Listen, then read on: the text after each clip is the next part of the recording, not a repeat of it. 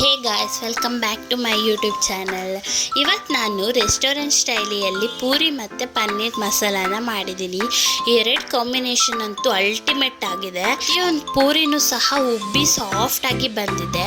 ಪನ್ನೀರ್ ಮಸಾಲಾನೂ ಅಷ್ಟೇ ತುಂಬಾ ಟೇಸ್ಟಿ ಆಗಿದೆ. ಒಮ್ಮೆ ಮಾಡಿದ್ರೂ ಮತ್ತೆ ಮತ್ತೆ ತಿನ್ನಬೇಕು ಅನಿಸುತ್ತೆ. ಈಗ ನೋಡ್ತಿರ್ಬೋದು ಪೂರಿ ಎಷ್ಟು ಚೆನ್ನಾಗಿ ಉಬ್ಬಿದೆ, ಅಷ್ಟೇ ಸಾಫ್ಟಾಗಿನೂ ಸಹ ಬಂದಿದೆ. ಹಾಗೆ ಪನ್ನೀರ್ ಮಸಾಲಾನೂ ಅಷ್ಟೇ ರೆಸ್ಟೋರೆಂಟ್ ಸ್ಟೈಲಲ್ಲೇ ತುಂಬ ಚೆನ್ನಾಗಿ ಬಂದಿದೆ.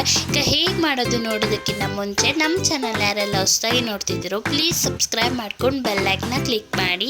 ಈಗ ಹೇಗೆ ಮಾಡೋದು ನೋಡೋಣ ಬನ್ನಿ. ಈಗ ಒಂದು ಪ್ಯಾನ್ಗೆ 3 ಕಪ್ ಮೈದಾ ಹಸಿಟ್ಟನ್ನ ಹಾಕೊತಿದ್ದೀನಿ. ಈಗ ರುಚಿಗೆ ತಕ್ಕಷ್ಟು ಉಪ್ಪು, ಹಾಗೆ 1/4 table spoon soda, 1 table spoon ಸಕ್ಕರೆ ಪೌಡರ್ನ ಹಾಕ್ಕೊಂಡು ಮಿಕ್ಸ್ ಮಾಡ್ಕೊಳ್ಳಿ. ಸಕ್ಕರೆ ಪೌಡರ್ ಹಾಕೋದ್ರಿಂದ ಪೂರಿಗಳೆಲ್ಲನೂ ಗೋಲ್ಡನ್ ಶೇಡ್ಗೆ ಬರುತ್ತೆ. ಈಗ ಸ್ವಲ್ಪನೇ ಹಾಲನ್ನು ಹಾಕ್ಕೊಂಡು ಮಿಕ್ಸ್ ಮಾಡ್ಕೊಳ್ಳಿ. ಹಾಲು ಹಾಕೋದ್ರಿಂದ ಪೂರಿಗಳೆಲ್ಲನೂ ಸಾಫ್ಟಾಗಿ ಬರುತ್ತೆ.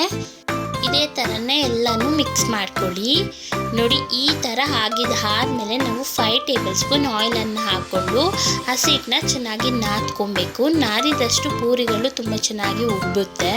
ನೋಡಿ, ನಾನು ತೋರಿಸ್ತಿರೋ ಅಂತಲೇ ನಾದ್ಕೊಳ್ಳಿ. ಒಂದು 10ರಿಂದ 15 ನಿಮಿಷ ನಾದಿದಾದ್ಮೇಲೆ ಒಂದು ಪ್ಲಾಸ್ಟಿಕ್ ಕವರನ್ನು ತಗೊಂಡು ಅದರಲ್ಲಿ ಗಾಳಿ ಹಾರ್ದಿರಂಗೆ ಇಡಿ.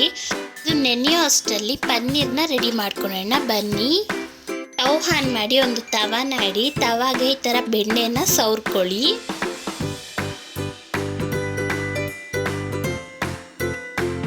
ಸವರಿದಾದ್ಮೇಲೆ ನಾನಿಲ್ಲಿ 1/2 kg ಪನ್ನೀರ್ನ ತೊಗೊಂಡಿದ್ದೀನಿ.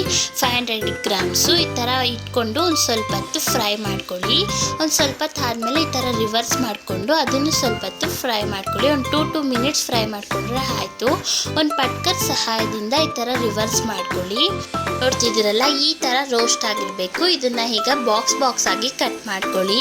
ಈಗ ಒಂದು ಆಲೂಗಡ್ಡೆನ ತಗೊಂಡು ಇದಕ್ಕೆ ಸಿಪ್ಪೆ ಎಲ್ಲ ಬಿಡಿಸ್ಕೊಂಡು ಇದನ್ನು ಸಹ ಬಾಕ್ಸ್ ಆಗಿ ಕಟ್ ಮಾಡ್ಕೊಳ್ಳಿ. ಎಲ್ಲ ಕಟ್ ಮಾಡ್ಕೊಂಡಿದ್ದಾದ್ಮೇಲೆ ಒಂದು ಕುಕ್ಕರ್ಗೆ ನಾವು ಕಟ್ ಮಾಡಿರೋಂಥ ಆಲೂಗಡ್ಡೆ ಹಾಗೆ 1 ಕಪ್ ಹಸಿ ಬಟಾಣಿನ ಹಾಕ್ಕೊಂಡು ಸ್ವಲ್ಪ ನೀರು ಹಾಕ್ಕೊಂಡು 1 ವಿಸಿಲ್ ಕೂಗಿಸ್ಕೊಳ್ಳಿ. ಒಂದು ಪ್ಯಾನ್ಗೆ 3 ಟೇಬಲ್ ಸ್ಪೂನ್ ಆಯಿಲ್ ಹಾಕ್ಕೊಳ್ಳಿ. ಆಯಿಲ್ ಕಾದಿದ ನಂತರ 2 ಚಕ್ಕೆ, 4 ಲವಂಗ, ಹಾಗೆ 2 ಟೇಬಲ್ ಸ್ಪೂನ್ ಧನಿಯಾ ಕಾಳು. ಇಲ್ಲಿ ನಾನು 5ರಿಂದ 6 ಬೆಳ್ಳುಳ್ಳಿ ಹಾಗೆ 1 ಇಂಚು ಶುಂಠಿನ ತೊಗೊಂಡಿದ್ದೀನಿ. 10ರಿಂದ 12 ಬ್ಯಾಡಗೆ ಮೆಣಸಿನ್ಕಾಯಿನೂ ಹಾಕ್ಕೊಂಡು ಸ್ವಲ್ಪ ಹೊತ್ತು ಫ್ರೈ ಮಾಡ್ಕೊಳ್ಳಿ. ಹಾಗೆ ಇದಕ್ಕೆ ಸ್ವಲ್ಪ ಕರಿಬೇವಿನ ಸೊಪ್ಪನ್ನು ಹಾಕ್ಕೊಂಡು ಸ್ವಲ್ಪ ಹೊತ್ತು ಫ್ರೈ ಮಾಡ್ಕೊಳ್ಳಿ. ನೋಡಿ, ಎಲ್ಲ ಫ್ರೈ ಆಗಿದೆ. ಈಗ ಇದಕ್ಕೆ ಮೀಡಿಯಮ್ ಸೈಜಿಂದು 3 ಈರುಳ್ಳಿ ಹಾಗೆ ಮೀಡಿಯಮ್ ಸೈಜಿಂದು 2 ಟೊಮೆಟೊನು ಹಾಕ್ಕೊಂಡು ಫ್ರೈ ಮಾಡ್ಕೊಳ್ಳಿ. ನೋಡಿ, ಈ ಥರ ಫ್ರೈ ಆಗಿರಲಿ. ಈಗ ಸ್ಟವನ್ನು ಆಫ್ ಮಾಡಿಕೊಂಡು ಇದನ್ನು ಸ್ವಲ್ಪ ಹೊತ್ತು ಹಾರಾಗಿ ಬಿಡಿ. ಒಂದು ಮಿಕ್ಸಿ ಜಾರ್ನ ತಗೊಂಡು ನಾವು ಮಸಾಲೆನ ಫ್ರೈ ಮಾಡಿ ಇಟ್ಕೊಂಡಿದ್ವಲ್ಲ ಅದೆಲ್ಲ ಆರಿದಾದ್ಮೇಲೆ ಈ ಒಂದು ಮಿಕ್ಸಿ ಜಾರ್ಗೆ ಹಾಕೋಣ. ಮಸಾಲೆ ಎಲ್ಲ ಹಾಕಿದಾದ್ಮೇಲೆ ನಾವು ಫ್ರೈ ಮಾಡಿ ಇಟ್ಕೊಂಡಿದ್ವಲ್ಲ ಅದರಲ್ಲಿ 2 ಪನ್ನೀರ್ನ ಹಾಕ್ಕೊಂಡು ನುಣ್ಣಗೆ ರುಬ್ಕೊಂಬನ್ನಿ. ನೋಡಿ, ಈ ಥರ ಪೇಸ್ಟ್ ಥರ ನುಣ್ಣಗೆ ಇರಲಿ. ಈಗ 20 ಮಿನಿಟ್ಸ್ ಆಗಿದೆ. ಹಸಿಟ್ಟೆಲ್ಲನೂ ಚೆನ್ನಾಗಿ ನೆಂದಿರುತ್ತೆ. ಈಗ ಓಪನ್ ಮಾಡ್ಕೊಳ್ಳೋಣ ಬನ್ನಿ. ಓಪನ್ ಮಾಡ್ಕೊಂಡ್ಬಿಟ್ಟು ಒಂದು 2-3 ಕಿತ್ತ ಈ ಥರ ನಾದ್ಕೊಳ್ಳಿ. ನಾದ್ಕೊಂಡಿದ್ದಾದ್ಮೇಲೆ ನಿಮಗೆ ಯಾವ ಸೈಜ್ ಬೇಕು ಪೂರಿಗಳು ಆ ಒಂದು ಸೈಜಲ್ಲಿ ಉಂಡೆಗಳನ್ನ ಕಟ್ಕೊಳ್ಳಿ. ಈಗ ನಾನು ಒಂದೊಂದೇ ಉಂಡೆಗಳನ್ನ ತಗೊಂಡು ಪೂರಿ ಶೇಪಲ್ಲಿ ತೀಡ್ಕೊತಿದ್ದೀನಿ. ನೀವು ಸಹ ಇದೇ ರೀತಿ ತೀಡ್ಕೊಳ್ಳಿ. ನೋಡಿ, ಇದೇ ಥರ ಎಲ್ಲ ಪೂರಿಗಳನ್ನು ತೀಡ್ಕೊಳ್ಳಿ. ಪೂರಿ ಎಲ್ಲ ತೀಡ್ಕೊಂಡಿದ್ದಾದ್ಮೇಲೆ ಎಣ್ಣೆನ ಕಾಯಕ್ಕಿಟ್ಟಿದೆ. ಈಗ ಎಣ್ಣೆನೂ ಸಹ ಚೆನ್ನಾಗಿ ಬಿಸಿ ಆಗಿದೆ.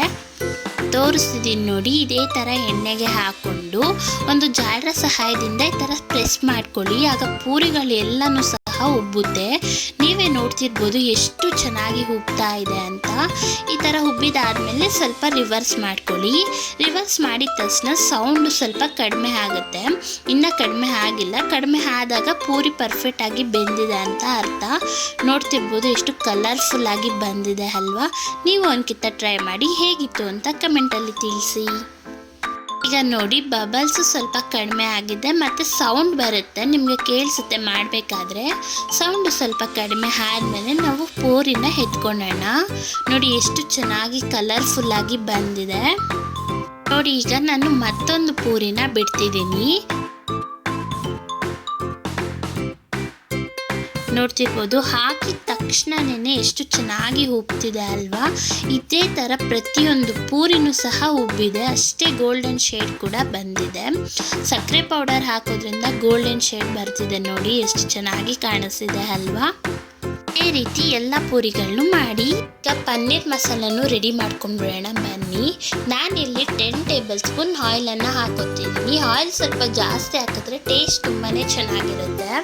ಹಾಗೆ 1 ಟೇಬಲ್ ಸ್ಪೂನ್ ತುಪ್ಪ ಅಥವಾ ಬೆಣ್ಣೆನ ಹಾಕೊಳ್ಳಿ. ನನಗಿಲ್ಲಿ ಬೆಣ್ಣೆನೇ ಇಷ್ಟ, ನಿಮ್ಮ ಹತ್ರ ಅವೆರಡು ಇಲ್ಲ ಅಂದ್ರೂ ಸ್ಕಿಪ್ ಮಾಡ್ಕೊಬೋದು. ಬೆಣ್ಣೆ ಮತ್ತು ಎಣ್ಣೆ ಕಾದಿದ್ದಾದ್ಮೇಲೆ ನಾನು ತೋರಿಸ್ತಿರೋಂಥ ಪಲಾವ್ ಸಾಮಾನ ಹಾಕೊಳ್ಳಿ.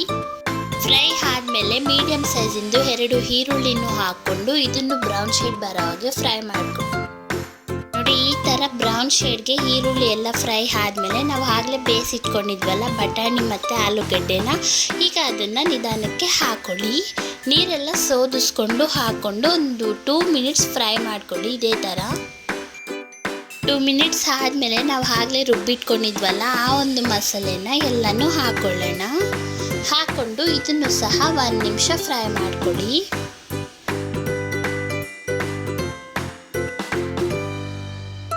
ಇದಕ್ಕೆ ಸ್ವಲ್ಪ ನೀರನ್ನು ಹಾಕೊಳ್ಳೋಣ. ನಾನಿಲ್ಲಿ ಮಿಕ್ಸಿ ಜಾರ್ಗೆ ನೀರನ್ನು ಹಾಕೊತಿದ್ದೀನಿ ನೋಡಿ. ಈಗ ಸ್ವಲ್ಪ ಹೊತ್ತು ಫ್ರೈ ಮಾಡ್ಕೊಂಡಿದ್ದಾದ್ಮೇಲೆ ಮತ್ತೆ ನಿಮಗೆ ನೀರೇನಾದರೂ ಬೇಕಂದರೆ ನೀರನ್ನು ಹಾಕ್ಕೊಂಡು ಮಿಕ್ಸ್ ಮಾಡಿಕೊಂಡು ಒಂದು 5 ಮಿನಿಟ್ಸ್ ಇದೇ ಥರ ಮಿಕ್ಸ್ ಮಾಡ್ಕೊತಾ ಕುದಿಸ್ಕೊಳ್ಳಿ. ನೋಡಿ, ಈ ಥರ ಕುದಿಬೇಕಾದ್ರೆ 1 ಟೇಬಲ್ ಸ್ಪೂನ್ ಧನಿಯಾ ಪೌಡರ್ ಹಾಗೆ 1 ಟೇಬಲ್ ಸ್ಪೂನ್ ಗರಂ ಮಸಾಲಾನ ಹಾಕ್ಕೊಂಡು ಮಿಕ್ಸ್ ಮಾಡ್ಕೊಳ್ಳಿ. ರುಚಿನ ನೋಡಿಕೊಂಡು ರುಚಿಗೆ ತಕ್ಕಷ್ಟು ಉಪ್ಪನ್ನು ಹಾಕೊಳ್ಳಿ. ನಾವು ಆಗಲೇ ಫ್ರೈ ಮಾಡಿ ಇಟ್ಕೊಂಡಿರುವಂಥ ಪನ್ನೀರನ್ನ ಈಗ ಹಾಕೊಂಡೋಣ. ನೋಡಿ, ಈ ಥರ ಕಟ್ ಮಾಡಿ ಈ ಥರ ಫ್ರೈ ಮಾಡ್ಕೊಂಡಿದ್ದೀನಿ. ಈಗ ಎಲ್ಲ ಪನ್ನೀರನ್ನು ಹಾಕ್ಕೊಂಡು ನಿಧಾನಕ್ಕೆ ಮಿಕ್ಸ್ ಮಾಡ್ಕೊಳ್ಳಿ. ಮಿಕ್ಸ್ ಮಾಡಿಕೊಂಡು ಒಂದು 5 ಮಿನಿಟ್ಸ್ ಇದನ್ನು ಸಹ ಕುದಿಸ್ಕೊಳ್ಳಿ. ಈಗ ನೋಡ್ತಿರ್ಬೋದು 5 ಮಿನಿಟ್ಸ್ ಆಗಿದೆ ನೋಡಿ. ಎಷ್ಟು ಚೆನ್ನಾಗಿರುವಂಥ ಡಾಬಾ ಸ್ಟೈಲ್ ಪನ್ನೀರ್ ಮಸಾಲ ರೆಡಿ. ಈ ಒಂದು ಪನ್ನೀರ್ ಮಸಾಲ ಮಾಡಿದ್ರೆ ಚಿಕ್ಕ ಮಕ್ಕಳಿಂದ ಹಿಡಿದು ದೊಡ್ಡವರು ಸಹ ಇಷ್ಟಪಟ್ಟು ತಿಂತಾರೆ. ಲಾಸ್ಟ್ನಲ್ಲಿ ಈ ಥರ 1 ಟೇಬಲ್ ಸ್ಪೂನ್ ಬೆಣ್ಣೆನ ಹಾಕ್ಕೊಂಡು ಮಿಕ್ಸ್ ಮಾಡಿಕೊಂಡ್ರೆ ಟೇಸ್ಟ್ ಇನ್ನೂ ಸೂಪರಾಗಿ ಆಗುತ್ತೆ. ನೋಡ್ತಿರ್ಬೋದು ಎಷ್ಟು ಸೂಪರಾಗಿ ಬಂದಿದೆ ಅಂತ. ಹೇಗಿತ್ತು ಅಂತ ಕಮೆಂಟಲ್ಲಿ ತಿಳಿಸಿ ಗಾಯ್ಸ್. ನೋಡಿದ್ರಲ್ಲ ಗೈಸ್, ಎಷ್ಟು ಸಿಂಪಲ್ ಆಗಿ ಮಾಡ್ಕೊಬೋದು ಈ ಒಂದು ರೆಸಿಪಿನ. ಅಷ್ಟೇ ಟೇಸ್ಟಿಯಾಗಿಯೂ ಸಹ ಇರುತ್ತೆ. ಮಾಡಿಬಿಟ್ಟು ಹೇಗಿತ್ತು ಅಂತ ಕಮೆಂಟಲ್ಲಿ ತಿಳಿಸಿ. ಇದೇ ಥರ ಟೇಸ್ಟಿಯಷ್ಟು ರೆಸಿಪೀಸ್ ಬೇಕಿದ್ರೆ ನಮ್ಮ ಚಾನಲ್ನ ಸಬ್ಸ್ಕ್ರೈಬ್ ಮಾಡ್ಕೊಳೋದು ಮಾತ್ರ ಮರಿಬೇಡಿ. ಸಬ್ಸ್ಕ್ರೈಬ್ ಮಾಡ್ಕೊಂಡಿದ್ದೀರಾ ಅಂದ್ಕೊತಿದ್ದೀನಿ. Thank you for watching guys.